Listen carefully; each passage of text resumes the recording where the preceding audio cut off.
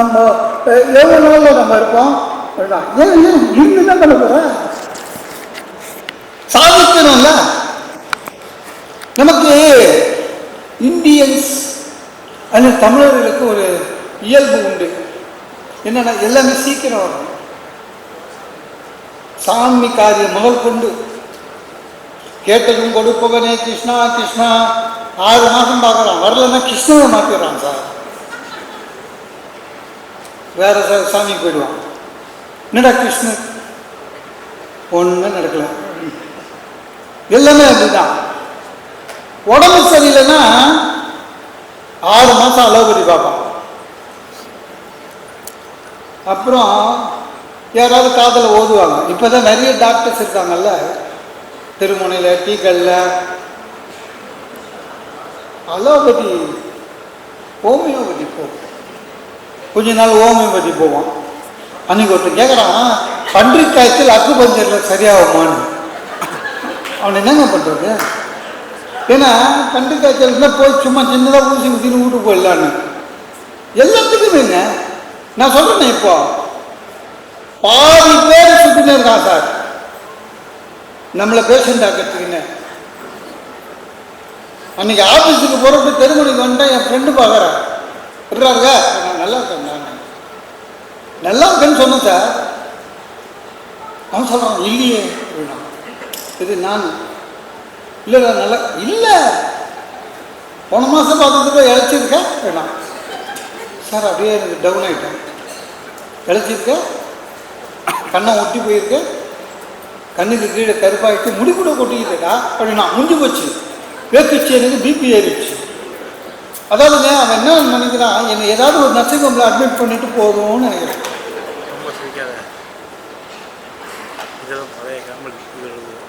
BP இருக்கு இல்லைடா, sugar இல்லைடா. ஆமாம், வயசுனா 57 வரும் வரும். எப்படா எனக்கு வந்துருது, நானும் நீ என் ஃப்ரெண்டு தானே. அதாவது நம்மளுக்கு வர வரையும் விட மாட்டான். இன்னும் கூடங்க நம்ம விளையாட்டை பேசிடுவோம். நீங்கள்லாம் டாக்டர் கிட்ட போய் ஜெயிச்சவங்க, இன்னும் நிறைய பேர் வெளியில் இருக்காங்க சார். டாக்டர் கிட்ட போகாமலே விளையாட்டுங்கிறவங்க தெரியல. டாக்டர்கிட்டே போகாம என்னென்ன பண்ண முடியுமோ எல்லாம் பண்ணுவாங்க. உடம்பு சரியில்லையா டாக்டர்கிட்டே போக மாட்டாங்க. என் ஃப்ரெண்டு படித்தவன் சொல்கிறான் சார், நேற்று டாக்டர் பார்த்தா 500 ரூபா புரிஞ்சிட்டாருன்றான். ஏங்க தெர்மாமீட்டர் வச்சு பார்க்கலடா அப்படின்னா நான் கூட நினைச்சேன். ஏடா புஷ்பா 2 750 ரூபா கொடுத்து பார்க்குறீங்க. அவர் எம்பிபிஎஸ் எம்சிஹெச் எஃப்ஆர்சிஎஸ்லாம் படிச்சுட்டு உட்காந்துக்கிறாரு, 500 ரூபா புடிக்கிட்டாருன்றான். நான் சொன்னேன் என்னடா, தெர்மாமீட்டர் வச்சு பார்க்கலடா அப்படின்னா. உடம்புக்கு என்னடா அப்படின்னா, முட்டி வலி அப்படின்னா. முட்டி வலி எடுத்துக்கிட்ட தெர்மாமீட்டர் அவனுக்கு என்னன்னா டாக்டர். சில பேர் பார்த்துக்கிட்டீங்கன்னா அந்த டாக்டர் கலகலப்பா பேச மாட்டாரு. அவர் அதுக்காக பற்றிருக்காரு. அவர் என்ன டிவி ஷோ போட்டு கலகலப்பா பேச மாட்டார். பேச ஆரம்பிச்சா விட மாட்டான் சார். ஏன் வியாதி வருதுன்னு கேட்ட கேள்விக்கு பதில் சொல்லவே டாக்டருங்களால் இப்போ முடியல சார். இவன் 10,000 கேள்வி வச்சுக்கிறான். அடுத்த பேஷண்ட்டை பற்றி கவலை கிடையாது. அதே மாதிரி நான் கற்றுக்கிட்ட பாடம், ஆம்பளைங்களுக்கு உடம்பு சரியில்லைன்னா தனியாக போய் டாக்டரை பார்க்கணும், ஒய்ஃபை கூட்டிட்டு போகணும். நான் ஒரு பெரிய தப்பு ஒரு வாட்டி என் ஒய்ஃபை கூட்டிட்டு போயிட்டேன். டாக்டர் அன்னைக்கு தான் எனக்கு சொன்னார், உங்களுக்கு டயபெட்டிக் கன்ஃபார்ம். ரொம்ப நன்றி டாக்டர். இனிமேல் சாப்பாடு. உடனே என் ஒய்ஃப் ஒரு கேள்வி கேட்டேன், டாக்டர் டயபெட்டிக் ஏன் வருது? இங்கே நிறைய பேர் சாரை கேட்டாங்க, கேன்சர் ஏன் வருதுன்னு. அவர் சொன்னார்ல ஜீனில் கொஞ்சோன்னு. அவரும் அதே தான் சொன்னார், டயபெட்டிக் ஏன் வருது? அவர் தான் பண்ணார், ஜீன்மா. அவர் ஒரு கேள்வி கேட்டார் சார் டாக்டர். ஆமாம் ஜீனுன்றீங்களே, அப்போ எங்கள் பெரிய டாக்டர் ஏன் இன்னும் வரலன்னா. அவளுக்கு எனக்கு வந்ததை பற்றி கவலை இல்லை, எங்கள் அக்காவுக்கு ஏன் வரல, அந்த பகையை தீர்த்துக்கு வரா. அவர் என்ன சொல்லுவார் பாவம். அவர் டாக்டர் கிட்ட என்ன சொல்றதுன்னு இல்லை. இல்லை. டாக்டர் இது சாப்பிடக்கூடாதெல்லாம் சாப்பிட்றாரு, எக்ஸசைஸ் பண்ணுறது இல்லை, அந்த மாதிரி சொன்னால் பரவாயில்லைங்க. பொத்தாறு பொதுவாக டாக்டர்கிட்ட, டாக்டர் நான் சொல்கிறது எதுவுமே கேட்க மாட்டேறாரு, எது ஜெண்டல். அவரு உடனே எஸ்வி ராம மாதிரி இடுப்பில் கை வச்சுக்கின்னு, என்ன மிஸ்டர் மோகன் சுந்தரம் ஒய்ஃப் சொல்கிறது கேட்கறது இல்லையோ, அவரு இன்னமும் அவங்க ஒய்ஃப் சொல்கிறது கேட்குற மாதிரி எவன் கேட்டுருக்கோம். அதனால இந்த அளவுக்கு நல்லா இருக்கும் இல்லை? ஆமாங்க, வாக்கிங் போக சொன்னார். ஆனால் ஜென்ரலாக சொன்னார் 40 வயசு தாண்டா வாக்கிங் போகணுன்னு. நீங்கள் டூரில் இல்லைனாக்கா வாக்கிங் வீட்டிலேருந்து வாக்கிங் போங்க, வீட்டில் இருந்தீங்கன்னா வாக்கிங் போங்க, டூரில் பண்ணால் கூட மார்னிங் கொஞ்சம் வாக்கிங் போக பாருங்கன்னு. இல்லை என்ன விசேஷம்னா, நான் வாக்கிங் கிளம்பும் போது எழுதிக்கிட்டு கேட்டேன், உனக்கு 40+ வாயன்னு. என் நல்ல மனசுக்கு ஒன்றும் ஆகாது, நீங்கள் போங்க. அப்போ வாக்கிங் போகிறவங்க கேடு கேட்டவன்னு அர்த்தம். அவன் நினைக்கிறாங்க. சரின்னு போனேன். சார் போயிருக்காரு தெரியல, பீச் பார்க்கணும். No ladies, only gents. அதில் 7-8 ஜென்ஸு நாயை பிடிச்சுன்னு வந்துக்கிறான் டாகு. நான் ஒத்துக்கிட்டே இருந்தேன்னா வாக்கிங் நாய் பிடிச்சுன்னு வந்துக்கிறீங்க, இதான் சார் சௌகரியம், கூட கூட பேசாது. நமக்கே மூச்சு இறச்சிது வச்சுங்களேன், நீ நிறைய சிகரெட் பிடிக்கிற அதனால தான் மூச்சு இறக்குது, அதெல்லாம் ஒன்றும் சொல்லாது சார். இன்றைக்கி காந்தி சிலை வரையும் போதும் நம்ம முடிவு பண்ணால் அதுவும் கூடவே வந்துடும் சார். ஏன் இவ்வளோ தூரத்துலேயே திரும்பிட்டீங்க? அதெல்லாம் திரும்பி வீட்டுக்கு வரேன், என் ஒய்ஃபு எழுந்து சோஃபாவில் சம்பள கால் போட்டுக்கிட்டு அப்படியே உட்காந்து அப்படின்றான். அவன் தூங்குறாளா என்னான்னு தெரியல. தட்டினேன், என்ன தியானம்னா பக்குனாச்சு. ஏன்னா தமிழ்நாட்டில் தியானம் இருந்தாலும் பிரச்சனை ஜாஸ்தியாக இருக்கு.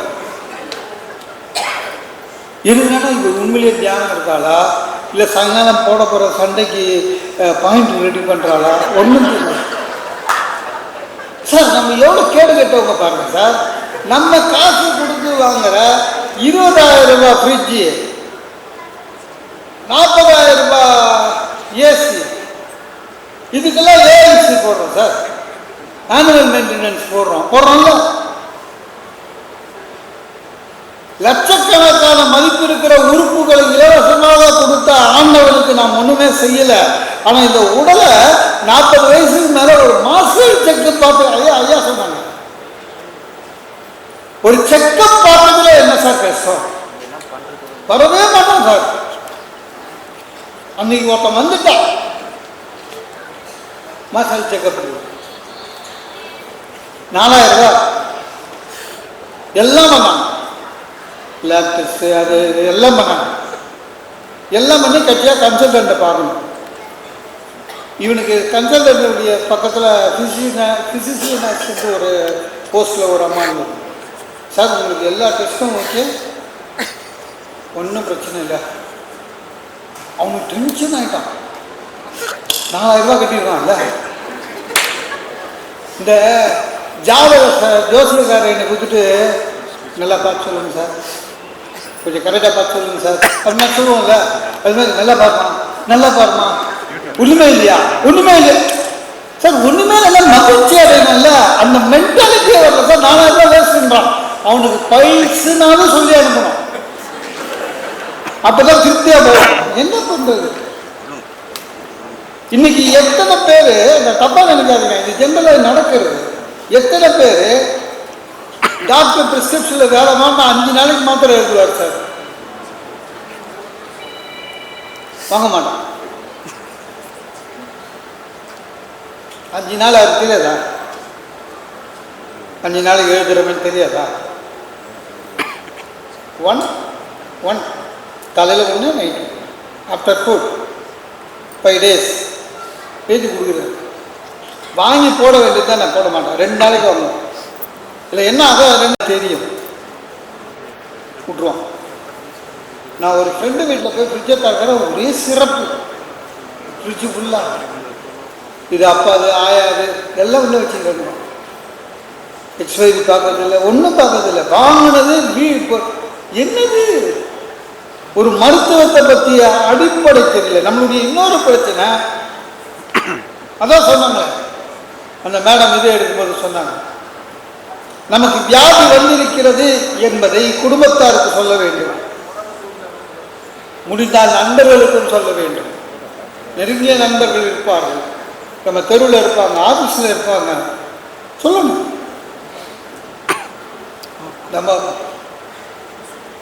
நம்ம அதில் கூட ஈன புத்தி உண்டு, வெளிப்படைத்தன்மையே கிடையாது. ஒருத்தர் பார்த்தோம் போன வருஷத்தை விட இந்த வருஷம் ரொம்ப இழைச்சிருந்தார். கண்டிப்பாக எனக்கு தெரியும் அவருக்கு டயபெட்டிக்னு. அவரை கேட்குறேன், சார் ரொம்ப இழைச்சிருக்கீங்க, ஏதாவது டயபெட்டிக் ஏதாவது பிரச்சனை? பார்டர் பார்டர்னா இருக்குன்னு அர்த்தம்டா. அது என்ன பார்டர் நீ சொல்ற? டயபெட்டிக்னு சொன்னா என்ன கேஸா போட போறோம்? இன்னைக்கு உனக்கு நாளைக்கு எனக்கு இல்லை. நிறைய பேர் இருக்காங்க சார், இந்த குடிக்கிறவங்க இருக்காங்கல்ல,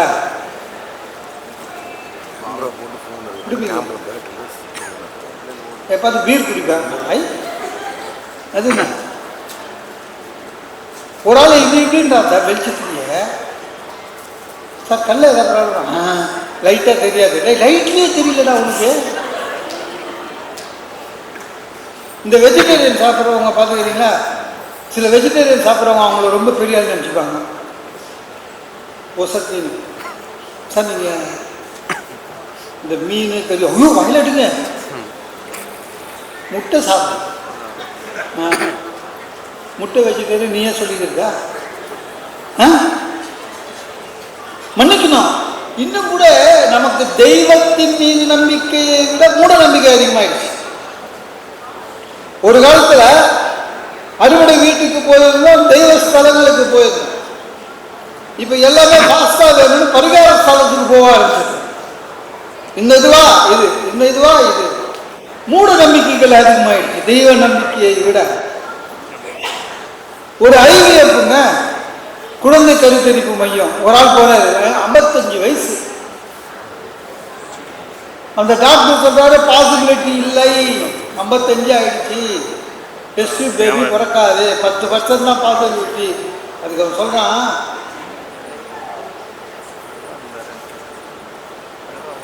ஜாதகத்தில் போட்டுக்குது, ராசியில் போட்டுக்குது, சிம்ம ராசிக்கு இந்த வருஷம் குழந்தை பிறக்குமான்னு. டே 25 வயசுல இருக்கிற சிம்ம ராசிக்கு உனக்கு வயசு 55 பெரிய டாக்டர் திட்டுவோம். அடுத்தது ஏதாவது சாமியார்கிட்ட போவோம். இப்படியே தான் மூட நம்பிக்கை. எல்லாத்துலையுமே விளம்பர மோகம் ஆயிடுச்சு சார். இன்னைக்கு அவங்க சொன்னாங்க பாத்தீங்களா, ஐஸ் பிரியாணி எத்தனை பேர் சாப்பிட போறோம்னு தெரியல, கேட்டுக்கிறோம். ஐஸ் பிரியாணிய ஃப்ரிட்ஜு உள்ள வைக்கிறதா வெளியில வைக்கிறதா கேட்டுக்கிறோம். இப்போ நம்ம எல்லாமே விளம்பரங்களை பார்த்து சாப்பிட ஆரம்பிச்சிட்டோம். அன்னைக்கு ஒரு நாள் சாப்பிட உட்கார்ந்தேன், காலையில் டிஃபன் சாப்பிடலான்னு உட்கார்ந்தா என் ஒய்ஃபு பிளாஸ்டிக் கப்பு ஒன்று வச்சா, தட்டு இல்லை. என்ன முடிக்கணுமா? முடிச்சிருவோம். ஏமா இதை ஒரு அறவுக்கு முன்னால சொல்லக்கூடாதாம்மா? முடிச்சது. கப்பில் எடுத்துட்டு வந்து வச்சா, என்னன்னா ஜல்லி மாதிரி ஏதோ போட்டுறாரு. என்ன கிளாக்ஸ்னா இது ரொம்ப சக்தி, டைட்ரிஷன் மாதிரி ஒன்றும் கிடையாது. நம்ம இட்லி தோசைக்கு நிகராக எதுவுமே வராது. நம்ம எல்லாமே விளம்பரம் ஆயிடுச்சு. அதனால தான் விளம்பரத்தில் நம்மளை லூசுன்னு நினைச்சுன்னுக்கிறான். பார்த்துக்கிறீங்களா? ஆமாங்க, எத்தனை பேர் பார்த்துக்கிறீங்க? ஒரு கலெக்டர் பொண்ணு இறங்க அவங்க தங்கச்சி ஓடி நத்தா நானும் உன்ன மாதிரி கலெக்டர் ஆவேன். அதுக்கு அவங்க அம்மா சொல்லி சிந்தால் சோப்பில் குளின்னு சிவில் சர்வீஸ் அப்படின்னு சொல்லவே இல்லைக்கா. ஒரு வார்த்தை கூட மண் பிரச்சனை இருக்கு, சிந்தால் சோப்பில் குளி. நம்ம அதை பார்த்துன்னு வரோம். அதோட இன்னும் இந்த பான்ஸ் பார்த்துக்கிறீங்களா? ஒரு பொண்ணு பான்ஸ் தான் போட்டுக்கின்னு ட்ரெயினில் போவோம். அந்த பொண்ணோட லெப்பர் பிளாட்போர்ட்லேருந்து ஒழிஞ்சு சனியான கையாம்பான். என் கூட வரமாட்டியா அப்படின்னா பான்ஸுக்காக டிக்கெட்டே வாங்க ஏறிடுவான் சார். நம்ப மாட்டேங்க சார், 40 வருஷமா பான்ஸு தான் போடுறேன். இது வெறும் ட்ரெயினில் தனியாக தான் போகிறேன். அந்த பான்ஸில் போடுறவங்களுக்கு தெரியும், அதில் ஒரு விசேஷம். அந்த பவுடரில் என்ன தெரியுமா, அதை போட்டுக்கிட்டு வேர்த்துன்னு வச்சுங்களேன், ஒரு மாதிரி வேற மாதிரி ஸ்டிங்க் ஆகும். பக்கத்தில் எவனும் வர மாட்டான். சில நல்ல அட்வர்டைஸ்மெண்ட் வருது. பாலிசி இன்சூரன்ஸ் பார்த்துக்கிட்டீங்களா? ஒரு அம்மா ஹஸ்பண்டோட ஃபோட்டோ வச்சுக்கிட்டு நீங்கள் மட்டும் 1 கோடி ரூபாய்க்கு எடுத்துருந்தா நான் கடன் வாங்கியிருக்க வேணும். அந்த மாதிரி அதனால போனது தப்பு இல்லை, இன்சூரன்ஸ் போடாமல் போயிட்டானே தான். அந்த ஃபோட்டோவை பார்த்தா நான் என் ஃபோட்டோ மாதிரியே இருந்தது. எடுத்தேன். சிரிக்காதீங்க, அடுத்த அந்த அட்வர்டைஸ்மெண்ட் பாருங்கள், உங்கள் ஃபோட்டோ மாதிரியே இருக்கும். அவன் அந்த மாதிரி டெக்னிக்காக எடுத்துருக்கான். சார் பிரச்சனை வரும் சார். அந்த பிரச்சனைகளை நீங்கள் எத்தனை பேர் இதில் மெட்ராஸு நிறைய பேர் மெட்ராஸாக இருப்பீங்களா? மெட்ராஸில் இருக்குன்னு உங்களுக்கு தெரியும். எவ்வளோ பெரிய பிரச்சனைங்க நீங்கள் நாட்டில். பஸ்ஸை விட்டு இறங்க முடியாது, மாடு முட்டம், இல்லைன்னா தெருநாய் துரட்டும். தெருநாய் துரத்தி ஒரு பெரிய கதையே. 2 நாளைக்கு முன்னால் ஒரு வீட்டு நாய் ஒரு ஆளை கட்டிச்சு. 50 போலீஸில் ரிப்போர்ட் பண்ணாங்க. ஒரு எஸ்ஐ விசாரிக்க வந்தார். அந்த நாய் அவரை துரத்துச்சு. 3 தெரு ஒன்றாரு. தெருநாய் பிரச்சனை அவ்வளோ பிரச்சனை கடிக்குதுங்க. அந்த தெருநாய்களுக்கு அதனுடைய சைக்காலஜியே புரியல சார். டீசெண்டாக இருக்கணும்னா பார்த்தா குலைக்கிட்டு கடிக்குது. இந்த இங்கே கோடு கீச்சின்னு அங்கே கோடு கீச்சின்னு கம்மல் போட்டுக்கணும். அவனெல்லாம் பார்த்தா பாராட்டுது. ஹெல்மெட்டு போட்டால் பிடிக்கல. நம்ம என்னங்க பண்ண முடியும்? ஹெல்மெட்டு போடலைன்னா போலீஸுக்கு பிடிக்கல, ஹெல்மெட்டு போட்டால் இதுகளுக்கு பிடிக்கல. என் தெருவில் 5 சொல்லினாங்க. பட்டிமன்றம் போயிட்டு பயந்துனே படிக்க போதோன்னு கார்பரேஷனுக்கு எழுதினேன். சூப்பராக ஒரு பதில் வந்தது. சென்ற மாதம் 2100 நாய்களுக்கு கருத்தடை செய்திருக்கிறோம் அப்படின்னு. அதையும் என்கிட்ட சொன்னாங்கன்னு தெரியல. நீ கருத்தடை பண்ணு, வளகாப்பு பண்ணு, பிரசவம் பாரு. நாய் பல்லில் கடிக்குதுடா. அதுக்கெல்லாம் எங்கேயாவது எடுத்து மைதானத்தில் வச்சுக்கோ. பல்லுல அதை விட சிரிப்புங்க. நாயை கணக்கெடுக்க போகிறோம் பெருநாயன்னு எனக்கு சிரிப்பாக வந்தது. எப்படி எடுப்பாங்கன்னு தெரியல. இப்போ என் தெரியல 5 நாய்க்கு சார் இல்லை, கணக்கு எடுத்துட்டு அடுத்த தெருக்கு போவாங்க. இந்த 2 நாய் அடுத்த தெருக்கு போயிடும். அது சொல்லுமா, தோம்பை கொண்டல எடுத்துட்டீங்க, நான் எங்கள் ஃப்ரெண்டை பார்க்க வந்தேன், விட்டுருங்க. என்னமோ பிரச்சனை வரும் சார், பிரச்சனை வரும். உங்களை மாதிரியே தான் யாரோட பாசிட்டிவாக எடுக்கிறாங்களோ அவங்க தான் ஜெயிப்பாங்க. நீங்கள் பாசிட்டிவாக எடுத்தீங்க, ஜெயிச்சிங்க. ஒரு சிறந்த உதாரணம் என்னோட ஃப்ரெண்டு. கொரோனாவோட 2வது அலை நிறைய பிரச்சனை வந்தது. அதில் ஆக்சிஜன் சிலிண்டர் இல்லை, அது இல்லைன்னு. என் ஃப்ரெண்டுக்கு கொரோனா சிவியராக இருந்தது. ஹாஸ்பிட்டலில் இடம் இல்லைன்னு அவன் வீட்லேயே ரூமில் இருந்தான். நேரில் போய் பார்க்க முடியாது. நான் அவனுக்கு ஃபோன் பண்ணி கழுதேன். உடம்பு பார்த்துடா, நேரில் கூட வர முடியாதுடா, மருந்து சாப்பிட்றா, எல்லாம் சொன்னேன். சார் அவன் சிரிச்சுட்டே பேசணும். அடங்கு, இப்போ தான் நிம்மதியாக இருக்கேன். கொரோனா பாசிட்டிவ் எப்படிடா? ஆமாடா, நிம்மதி. தனி ரூம், டிவி, வேலைக்கு கதவை தட்டி சாப்பாடு போடுறாளுங்க. இந்த பால் வாங்கிடுவா, காய்கறி வாங்கிடுவா, ஒரு பிரச்சனை கிடையாது.